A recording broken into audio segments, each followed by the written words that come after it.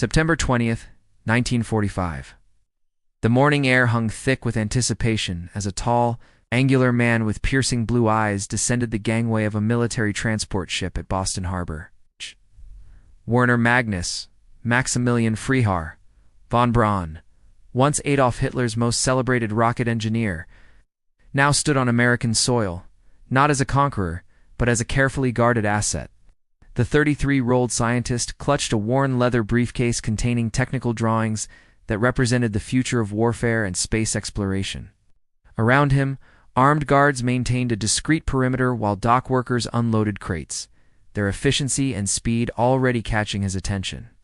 Von Braun had spent the final months of World War II making the most consequential decision of his life. As Soviet forces advanced from the east and American troops from the west, he gathered his team of engineers at the Middlework facility and declared they would surrender to the Americans. His brother Magnus had led a dangerous bicycle journey through enemy lines to locate American forces. And the subsequent negotiation brought over 100 German scientists into Operation Paperclip, the secret program to extract Nazi technology and expertise before the Soviets could claim it, according to declassified documents from the National Archives. American intelligence considered von Braun's knowledge worth overlooking his membership in the Nazi Party and the SS, along with his use of concentration camp labor to build the V-2 rockets that had terrorized London. But nothing in von Braun's previous experience prepared him for what he witnessed during those first weeks in America. The man who had orchestrated the production of thousands of 5-2 missiles using slave labor in underground factories now found himself confronting an entirely different approach to manufacturing. Where German industry had relied on precision craftsmanship and limited resources stretched to breaking point, American factories operated with a philosophy of abundance that seemed almost incomprehensible. His first official visit took him to a Ford Motor Company plant outside Detroit. Von Braun stood on an observation platform, watching assembly lines move with mechanical precision as workers added components to vehicle chassis flowing past them like a river of steel. Every 59 seconds, a completed automobile rolled off the line. The German engineer pulled out a notebook and began calculating production rates, his mind struggling to reconcile the numbers with his understanding of industrial capacity. In Germany, building a single V-2 rocket required approximately 20,000 man-hours of labor. Here, complex machines emerged from assembly with startling regularity, and the plant operated 3 shifts to maintain continuous production. "We build 4,000 units daily across our facilities," the plant manager explained, noting von Braun's furious scribbling. "During the war, we converted these lines to produce B-24 bombers. We built them faster than the enemy could shoot them down." The statement struck von Braun with the force of revelation. Germany had lost the war not merely through military defeat, but through fundamental miscalculation of industrial capacity. The Reich had focused on technological superiority, creating weapons like the V-2 that were engineering marvels, but difficult to mass produce. America had chosen a different path, developing good enough technology and manufacturing it in overwhelming quantities. Von Braun realized he was witnessing the practical application of a principle that would shape his future work. Innovation meant nothing without the capacity to produce at scale. October 15th, 1945, von Braun found himself seated in a conference room at Wright Field in Dayton, Ohio, presenting his vision for rocket development to a panel of American military officers. The room smelled of strong coffee and cigarette smoke, and through the windows, he could see rows of captured German aircraft being examined by teams of engineers. Colonel Holger Toftoy, the officer responsible for securing German rocket technology, leaned forward with interest as von Braun sketched orbital trajectories on a blackboard. But the young scientist's presentation kept returning to a theme that surprised his audience: manufacturing capability. The V-2 was a magnificent achievement, von Braun acknowledged, his English heavily accented but clear. But it was also a cautionary tale. Each missile required components machined to extraordinary tolerances. The alcohol-water-fuel mixture had to be precisely mixed. The guidance system demanded craftsmanship that only a handful of technicians could provide. "We built approximately 6,000 V-2 rockets during the entire war, and many failed to reach their targets." He gestured toward the window, where American bombers sat in neat rows. "You built 18,000 B-24 Liberators, 12,000 B-17 Flying Fortresses, He manufactured them so quickly that you could afford to lose hundreds in single operations and continue fighting without pause. This is the lesson I must learn if I am to contribute meaningfully to your rocket program. The American officers exchanged glances, uncertain whether to interpret this as genuine insight or calculated flattery from a man trying to secure his position. Major James Hamill, an engineer who had inspected the middlework facilities where V-2 rockets were assembled, spoke up. "Dr. von Braun, your rockets represent a technological leap beyond anything we currently possess. Surely the priority should be advancing that technology further." Von Braun paused, choosing his words carefully. The question touched upon something he had been contemplating since his arrival. A fundamental shift in his thinking that American industrial methods had catalyzed. In Germany, he had been celebrated as a visionary who pushed the boundaries of what was technically possible. His team had achieved rocket velocities and altitudes that seemed like science fiction mere years before. They had operated under the assumption that technological superiority would compensate for material disadvantages, that a small number of advanced weapons could offset quantitative inferiority. "Technology without production is merely theoretical," he replied finally. "In Germany, we dreamed of rockets that could reach America, of missiles that could strike with absolute precision from hundreds of miles away. We achieved remarkable things with limited resources. But we lost sight of a crucial reality. Wars are won not by the best weapons, but by sufficient weapons, delivered in overwhelming numbers at the decisive moment." This perspective represented more than strategic analysis. It reflected von Braun's rapidly evolving understanding of how innovation functioned in different cultural contexts. German engineering culture emphasized perfectionism, each component refined until it represented the peak of current technical capability. This approach produced masterpieces of engineering, but created production bottlenecks and supply chain vulnerabilities. American manufacturing culture, by contrast, emphasized standardization, interchangeable parts, and continuous refinement through iteration. A product didn't need to be perfect on the first iteration if you could produce enough units to learn from failures and implement improvements quickly. Historical records from the Smithsonian National Air and Space Museum document von Braun's transition during this period, noting his increasing focus on reliability and manufacturability in rocket design proposals. He began advocating for simpler engine configurations that sacrificed some performance for ease of production, for standardized components that could be manufactured by multiple suppliers, for testing regimens that identified failure points early in the development cycle, rather than discovering them during operational deployment. The meeting at Wright Field concluded with tentative approval for von Braun and his team to continue their work under American supervision. But the scientist left with his mind churning through implications that extended far beyond military applications. If American mass production methods could be applied to rocketry, what possibilities might emerge? November 8, 1945.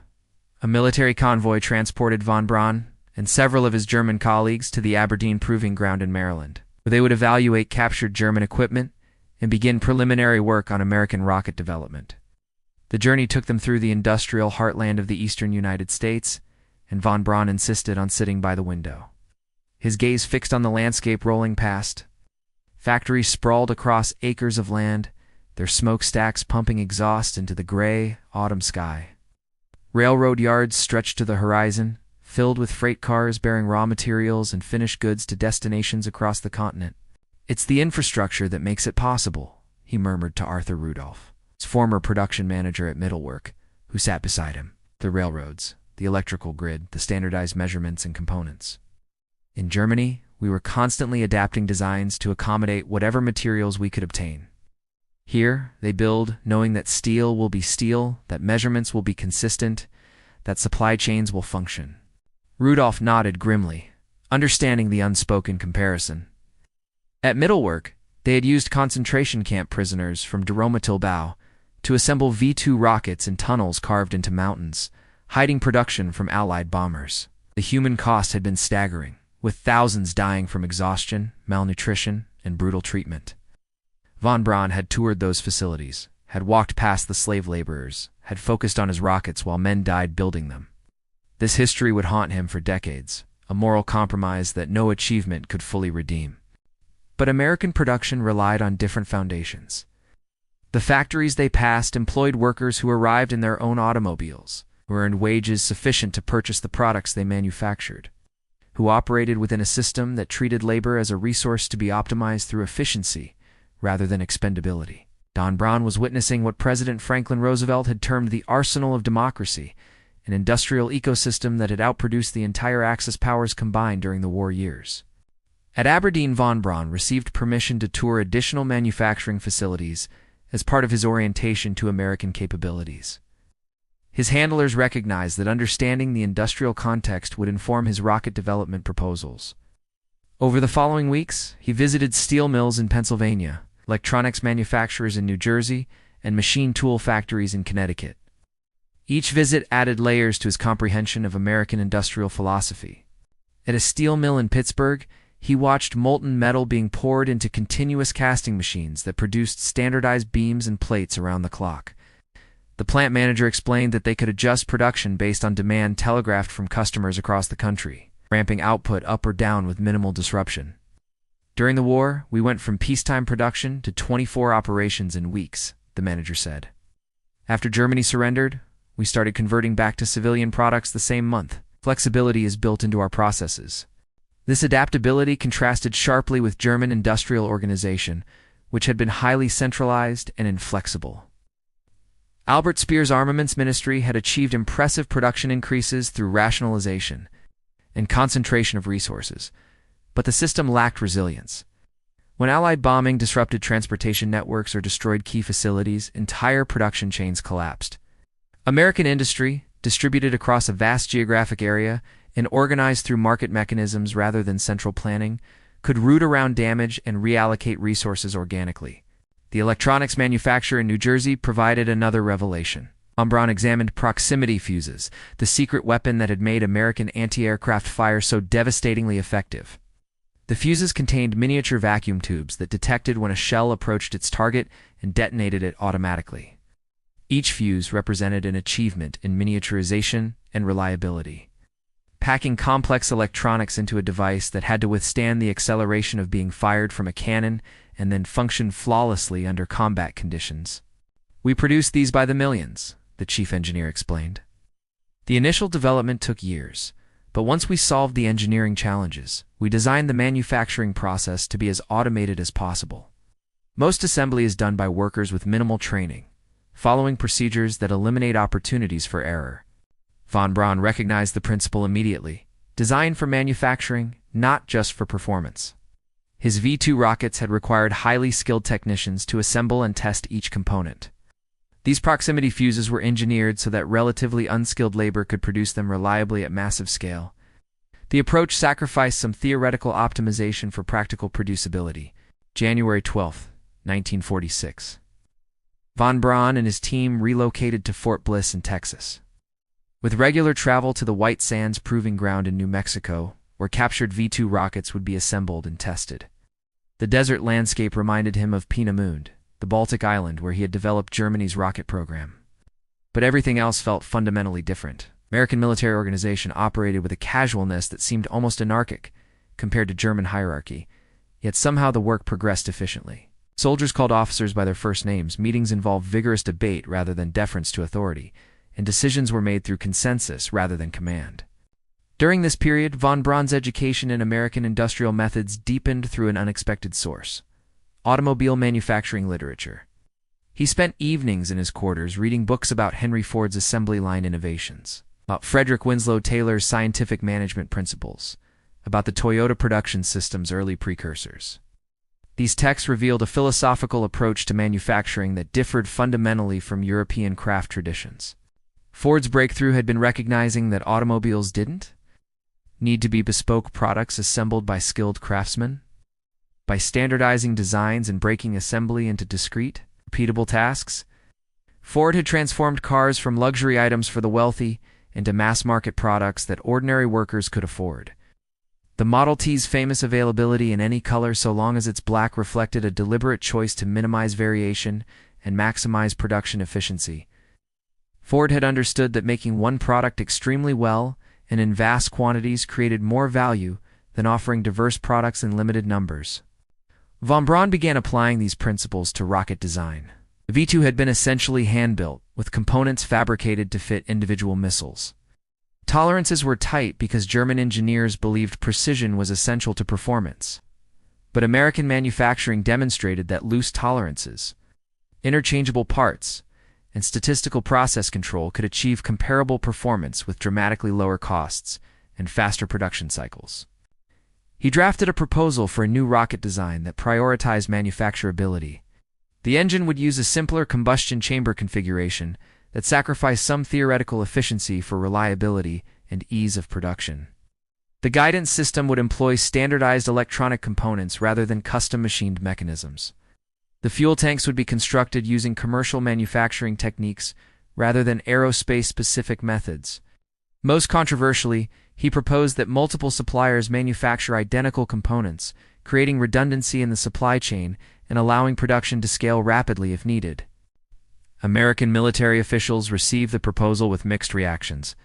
Some appreciated the practical focus on production readiness, recognizing that a deployable weapon system needed to be manufacturable in quantity.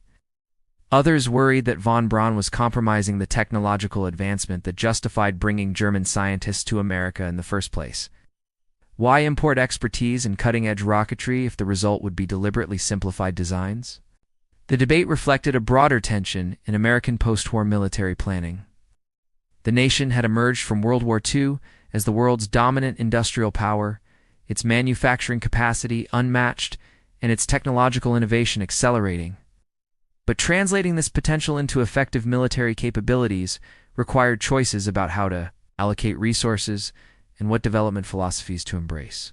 Should America pursue technological superiority through advanced but limited systems, or quantitative advantage through mass-produced adequate systems?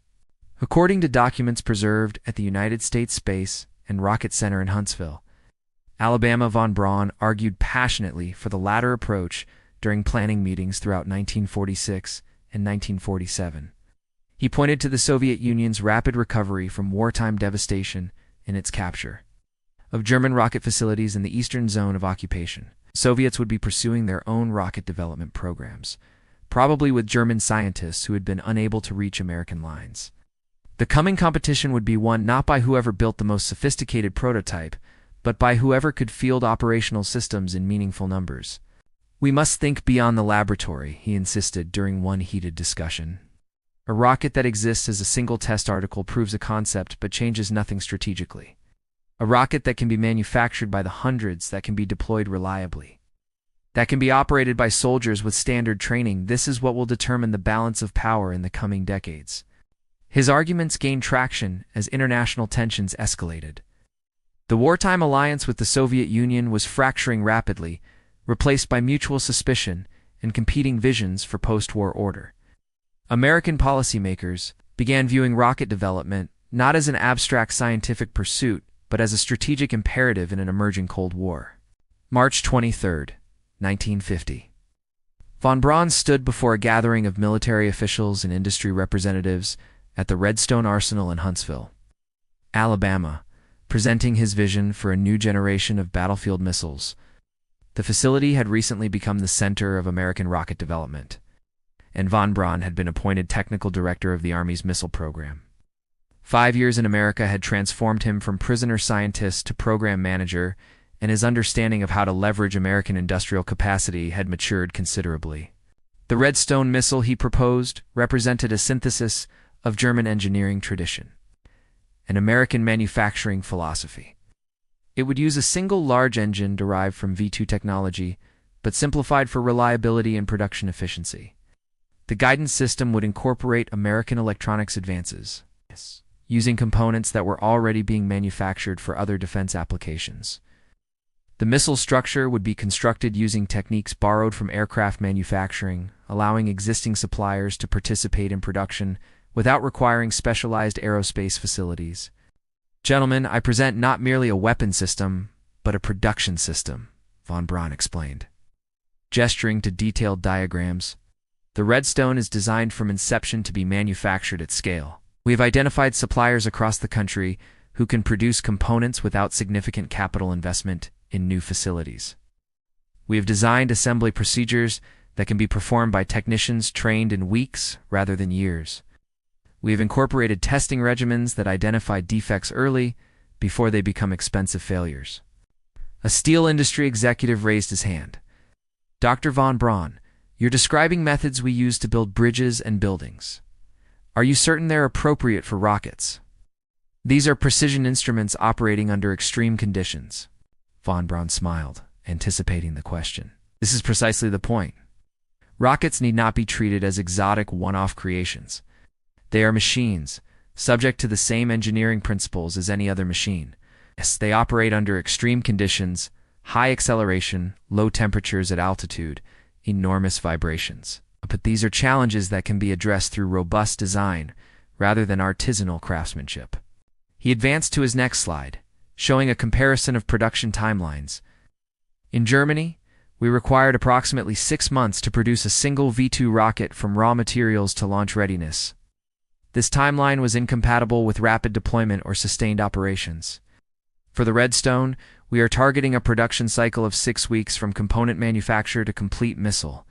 With the capacity to scale to monthly production rates in the hundreds if required, the room buzzed with conversation. Such production rates would require industrial mobilization comparable to wartime manufacturing efforts, but the infrastructure existed. American factories had proven during World War II that they could transition rapidly from civilian to military production and scale output to seemingly impossible levels. The question was whether the same principles could apply to weapons systems far more complex than rifles or artillery shells. An Air Force colonel posed the critical question. Dr. von Braun, you're advocating for mass production of missiles at a time when we don't face immediate military threat requiring such numbers. Isn't this approach premature? Shouldn't we focus on advancing technology first, then worry about production once we've achieved optimal designs? The question cut to the heart of ongoing debates about American defense strategy in the early Cold War. With atomic weapons providing a deterrent against Soviet aggression, some strategists argued that conventional military forces could be reduced, with resources redirected toward maintaining technological superiority in strategic weapons. Others, including von Braun, believed that the Soviet Union's massive conventional forces and growing industrial capacity posed a threat that required responses across the entire spectrum of military capability. Von Braun chose his words carefully. Colonel, I would argue that production capacity is itself a form of technology, perhaps the most important form. Consider the lesson of World War II. Germany developed jet aircraft, rockets, advanced tanks, and other weapons that were technically superior to Allied equipment. We lost anyway because we could not produce these weapons in sufficient quantities to affect the strategic situation. America won because you could build thousands of adequate weapons while we struggled to build hundreds of superior ones. He paused, letting the point sink in. The Soviet Union learned this lesson as well. They are building now, not individual prototypes, but production facilities. They are designing not for technical elegance, but for manufacturability. If we enter another conflict, it will not be won by whoever has the most impressive laboratory demonstration. It will be won by whoever can field operational systems in the numbers necessary to achieve military objectives. Historical records from the Army Ballistic Missile Agency document the impact of this presentation. Within months, contracts were awarded to multiple suppliers for Redstone components, and production facilities were established across several states. Von Braun had successfully translated his observations about American mass production into practical rocket development policy. July 9, 1952, von Braun traveled to a Chrysler Corporation facility in Detroit that had been awarded a contract to manufacture Redstone missile bodies. The visit exemplified how thoroughly American industrial capacity was being mobilized for the missile program, reaching far beyond traditional aerospace contractors into the broader manufacturing sector. Chrysler, famous for automobiles, is applying its expertise in high-volume metal fabrication to produce rocket structures using techniques adapted from car body manufacturing. The plant manager, a weathered engineer named Robert Harrison, greeted von Braun enthusiastically. Dr. von Braun, I have to admit, when we first received specifications for these missile bodies, my team was skeptical. We build cars, not rockets. But once we studied the requirements, we realized the challenge was fundamentally similar to problems we solve every day. How to form complex shapes from sheet metal reliably and repeatably. Harrison led von Braun through the facility, pointing out the production line where missile bodies were taking shape. Workers operated press brakes and rolling machines that curved aluminum alloy sheets into the aerodynamic forms von Braun had specified. Welding stations joined sections together using automated equipment similar to what assembled automobile frames. Quality control inspectors used standardized gauges to verify dimensions, rejecting parts that fell outside tolerances and feeding data back to production teams for continuous improvement. "We're producing one complete missile body every 3 days currently," Harrison explained. "As we refine our processes and train more workers, we expect to reduce that to 1 per day within 6 months. The limiting factor isn't manufacturing capacity. We could scale up much further if needed, but rather coordination." "With your engine and guidance system suppliers?" Von Braun nodded, making notes. This was the revelation he had been seeking. American industrial capacity wasn't constrained by individual facility limitations, but by system-level coordination challenges. The nation possessed enormous latent manufacturing capability that could be activated rapidly once clear specifications and production targets were established. During World War II, this capacity had been mobilized through centralized planning and resource allocation. In peacetime, it required market mechanisms and contractual relationships to function efficiently. The visit to Chrysler was followed by tours of electronics manufacturers producing guidance system components, chemical plants synthesizing rocket propellants, and machine shops fabricating engine parts. Each facility demonstrated the same pattern: commercial industrial capabilities being adapted to military applications with minimal specialized infrastructure investment. Von Braun was witnessing the practical implementation of what economists would later term the military-industrial complex, though the phrase carried none of the negative connotations it would acquire in later decades. At an electronics facility in California, von Braun observed production of the guidance computers that would control Redstone missiles in flight. The computers were primitive by later standards, using vacuum tubes and analog circuitry, but they represented cutting-edge technology for the early 1950s. What impressed von Braun was not the sophistication of individual units, but the manufacturing process that could produce them reliably. "We build these guidance computers using the same assembly line principles that Henry Ford applied to automobiles," the plant engineer explained. "Each worker performs a specific set of tasks, adding components or making connections according to detailed procedures. The process is designed so that workers don't need to understand the overall system, they just need to execute their specific task correctly. This allows us to employ relatively unskilled labor and train new workers quickly as production scales." This approach would have been anathema to German engineering culture, which prized comprehensive understanding and craftsmanship. Von Braun himself had been trained in a tradition that emphasized mastery of entire systems, where engineers were expected to understand every aspect of their designs intimately.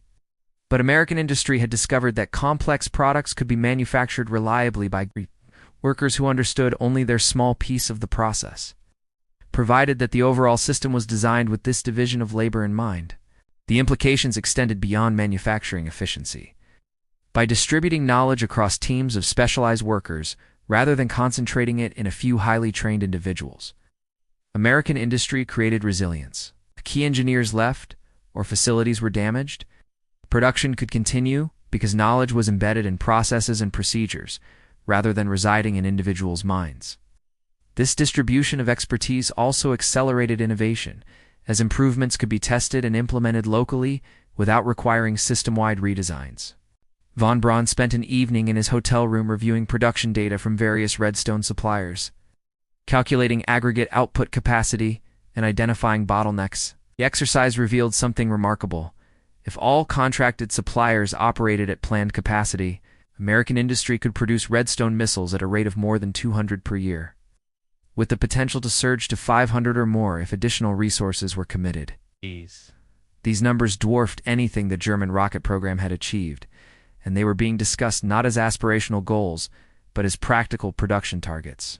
October 4th, 1957. The world changed in the time it took for a Soviet R-7 rocket to place Sputnik 1 into orbit around Earth. Von Braun heard the news while at a cocktail party in Huntsville, and he immediately understood the implications. The Soviet Union had demonstrated not just technological capability, but a willingness to invest resources in space achievement that American policymakers had underestimated. The small satellite beeping radio signals as it circled the globe represented a psychological blow to American confidence and a strategic challenge that demanded response. In the weeks following Sputnik's launch, von Braun became a central figure in discussions about how America should respond. His visibility increased dramatically as media outlets sought experts to explain the significance of Soviet space achievement and what America needed to do to catch up. During interviews and congressional testimony, von Braun emphasized themes he had been advocating for years: that space competition would be won not through individual spectacular achievements, but through sustained industrial capacity to build and launch rockets reliably. "The Soviets have demonstrated capability we must take seriously," he told a Senate committee on November 19, 1957. "But their achievement does not represent a fundamental technological breakthrough we cannot match. What it represents is a commitment of resources and industrial capacity to space objectives. If America makes a similar commitment, our superior manufacturing base and technological infrastructure will allow us to not merely match, but exceed Soviet capabilities." Senator Lyndon Johnson, chairing the hearings, leaned forward. "Dr. von Braun, you're suggesting that this is fundamentally an industrial challenge rather than a scientific one?" "Senator, it is both. But industry is ultimately the constraint," von Braun replied. "Scientific knowledge of orbital mechanics has been understood for decades. Engineering principles for building rockets are well established. The challenge is applying this knowledge at the scale necessary to achieve space objectives. This requires manufacturing capability, supply chain logistics, quality control systems, and skilled workforce, all areas where American industry excels if properly mobilized." The Sputnik shock catalyzed changes in American space policy that von Braun had been advocating since his arrival in America 12 years earlier. Funding for missile and rocket programs increased dramatically. NASA was established in 1958 to coordinate civilian space efforts. Most importantly, from von Braun's perspective, the government committed to building the industrial infrastructure necessary to pursue sustained space operations rather than one-off demonstration missions. Von Braun was appointed director of the Marshall Space Flight Center in Huntsville, where he would oversee development of the Saturn family of rockets that would eventually carry astronauts to the moon. The appointment vindicated his long-standing belief that American industrial capacity, properly directed and funded, could achieve objectives that seemed impossible when viewed purely from a technological perspective. At Marshall, von Braun implemented management practices that reflected his years of studying American manufacturing. He organized teams along functional lines rather than hierarchical chains of command, encouraging horizontal communication and rapid problem-solving. He instituted quality control procedures borrowed from automotive manufacturing, where defects were identified and addressed early rather than discovered during expensive test failures. Most importantly, he ensured that rocket designs were developed in close consultation with the contractors who would manufacture components, so that manufacturability was considered from the earliest design phases. The approach yielded results. The Saturn I rocket, which first flew in October 1961, was developed and deployed more rapidly than previous programs, despite being significantly more complex and powerful than earlier designs. The Saturn V, which would carry Apollo astronauts to the moon, represented the pinnacle of this design-for-manufacturing philosophy. It was the most powerful rocket ever built, yet it was designed from the beginning to be manufactured by American industry using existing capabilities and infrastructure. A visiting Soviet engineer speaking off the record during a technical exchange program in 1963 expressed amazement at the Saturn V production plans. "We build rockets as though each one is a handcrafted artwork," he confided. "You Americans approach them like products on an assembly line. I am not certain which philosophy will prove superior, but I must admit your approach allows for much more rapid iteration and improvement." Von Braun smiled at the comment, recognizing that he had completed a full transformation from German engineering tradition to American industrial philosophy. The young scientist who had arrived in Boston in 1945, still thinking in terms of artisanal perfection and limited production, had become an advocate and practitioner of mass production methods applied to the most complex machines humanity had ever built. February 6, 1964, von Braun stood in a Boeing facility in New Orleans, where the first stage of Saturn V rockets was being manufactured. The building was one of the largest enclosed spaces in the world, covering 43 acres under a single roof. Inside, multiple Saturn V first stages were in various stages of assembly, arranged in a production line that would have impressed Henry Ford himself. Von Braun had spent 2 decades studying and advocating for American mass production methods. Now he was witnessing those methods applied to the most ambitious engineering project in human history. "We're currently producing one first stage every 4 months," the Boeing program manager explained. "As we refine our processes, we'll reduce that to one every 8 weeks. The goal is to maintain a steady production rate that allows NASA to launch Saturn. 5 missions on a regular schedule rather than treating each launch as a unique event." The first stage, designated S1C, stood 33 feet in diameter and 138 feet tall. It contained 5 F1 engines, each producing 1.5 million pounds of thrust. The structure had to withstand enormous loads during ascent, while remaining light enough to achieve the required performance. Manufacturing such a vehicle required extraordinary precision. Yet Boeing had designed the production process to achieve that precision through standardized procedures rather than individual craftsmanship. Von Braun watched as workers used specialized jigs to position sections of the fuel tank before welding them together. The jigs ensured that components aligned correctly, without requiring workers to make complex measurements or adjustments. Once positioned, automated welding equipment made the joints, with human operators monitoring the process rather than performing it manually. Quality control inspectors used X-ray equipment to verify weld integrity, with any defects documented and addressed according to standardized procedures. The key insight Von Braun explained to a journalist touring the facility with him is that complexity can be managed through systematic processes. Each worker needs to understand only their portion of the overall task, but the system as a whole produces a vehicle of extraordinary sophistication. This is the genius of American manufacturing, breaking complex problems into manageable pieces, and then coordinating those pieces through careful planning and communication. The journalist, writing for Life magazine, scribbled notes. Dr. Von Braun. Critics suggest that this production line approach treats rocket manufacturing as though it's no different from building cars or refrigerators. Doesn't that risk missing the unique challenges of space technology? Von Braun considered the question carefully.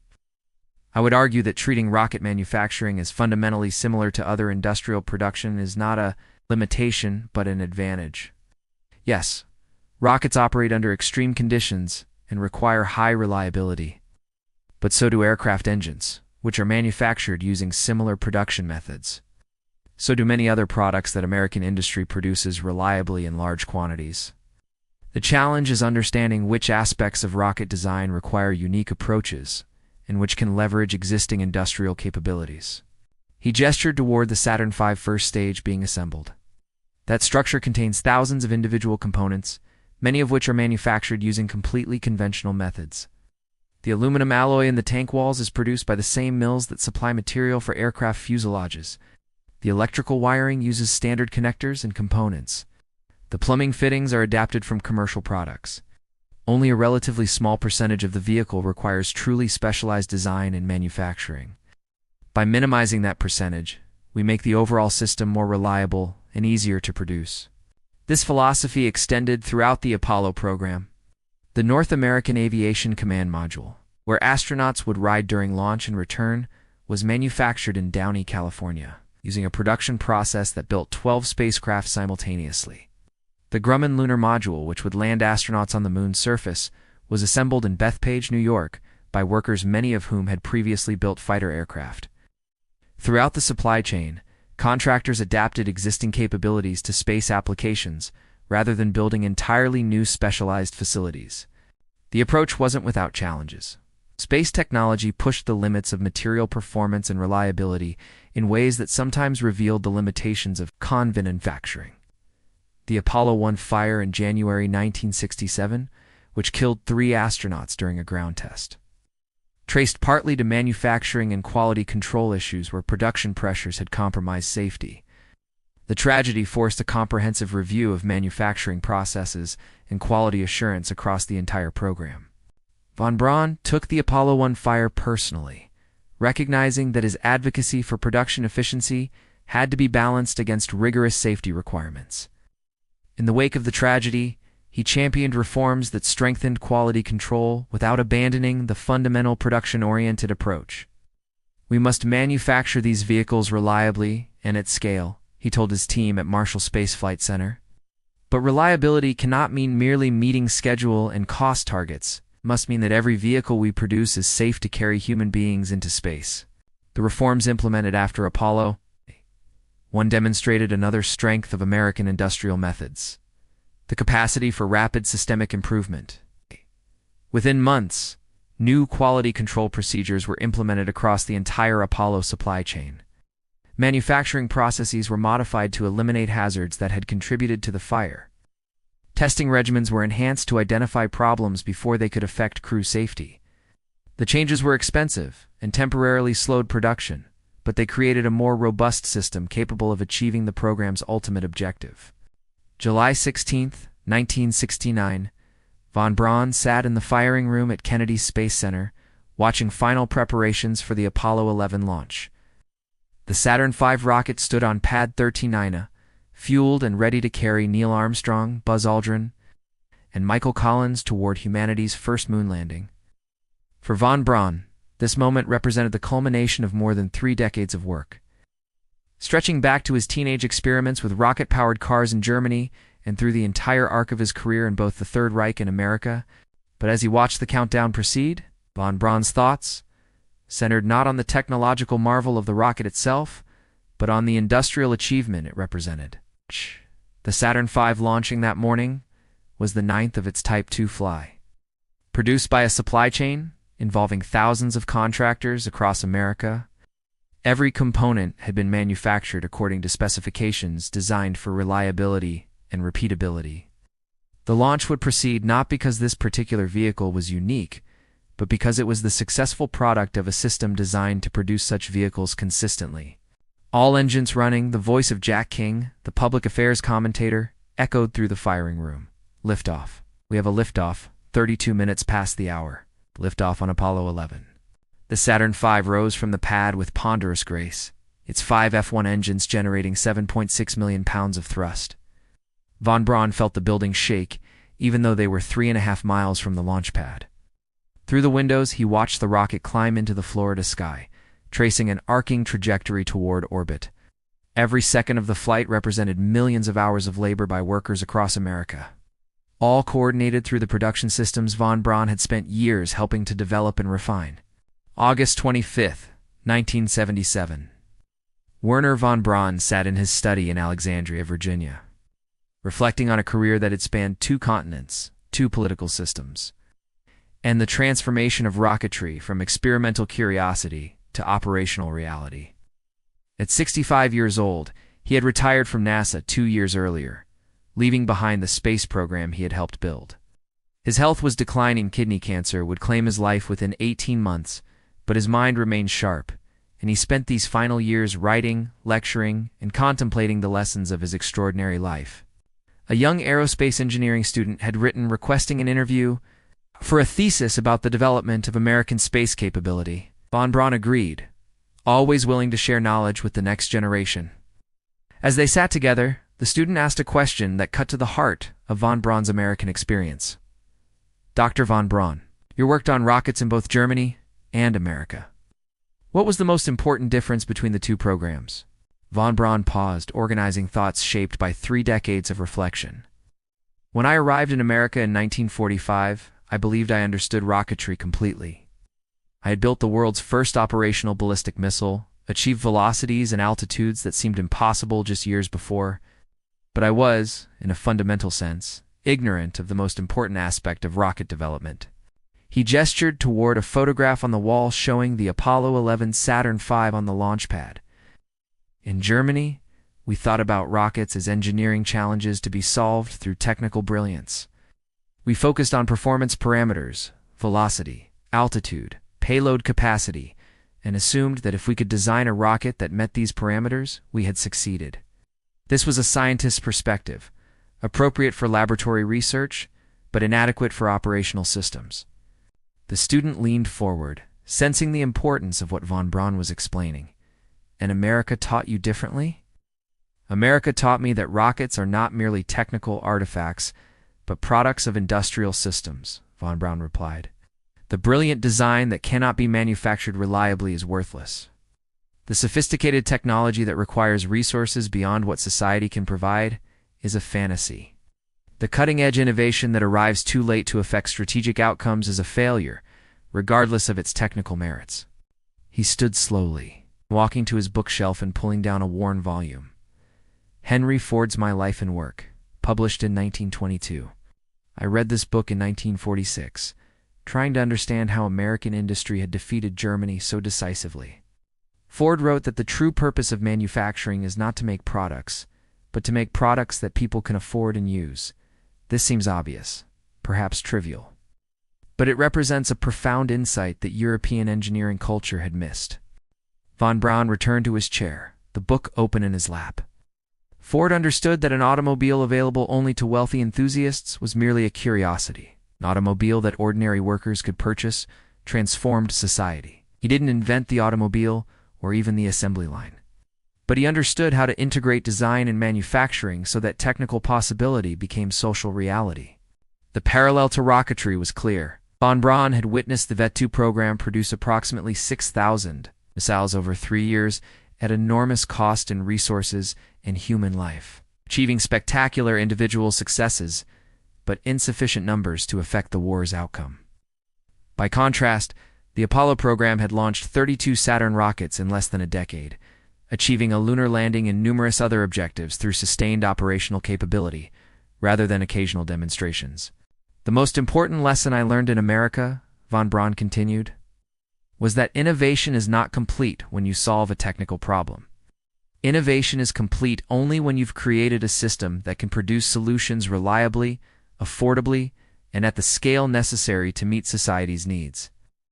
This requires thinking about manufacturing, supply chains, worker training, quality control, and maintenance from the very beginning of the design process, not as an afterthought once the technical design is complete.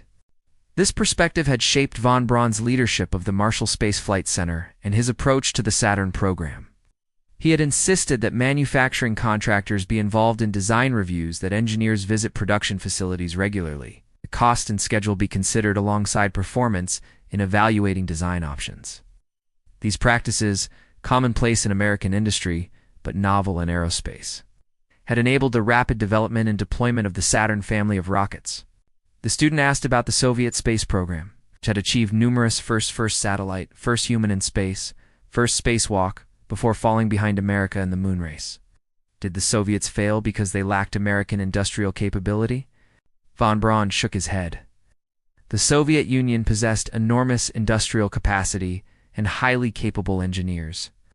Their failure, if we can call it that, stemmed from different causes. Soviet industry was organized around central planning and isolated design bureaus competing for resources. This created brilliance in individual programs, but poor coordination across the industrial system. Sergei Korolev, their chief designer, was a genius comparable to anyone in the American program, but he worked within constraints that prevented him from leveraging Soviet industrial capacity as effectively as we leveraged American industry. He paused, choosing his next words carefully. There is also the moral dimension we cannot ignore. Soviet industry relied heavily on coerced labor, as did German industry under the Nazis. I participated in that system to my eternal shame. American industry, while imperfect and certainly not free of injustice, operated fundamentally on voluntary labor and market mechanisms. Workers manufactured rockets because they were paid wages sufficient to support families and build lives. This created a different relationship between workers and their work, one that fostered quality and continuous improvement in ways that coerced labor never could. The conversation turned to the future of space exploration, a topic von Braun had been contemplating in his retirement. He believed that the next phase would require even greater emphasis on reducing costs through improved manufacturing efficiency. The Apollo program demonstrated that humans can travel to the moon, but it did so at a cost that cannot be sustained indefinitely. Each Saturn V launch cost approximately $400 million in current terms. This is acceptable for a limited program of national importance, but prohibitive for routine space operations.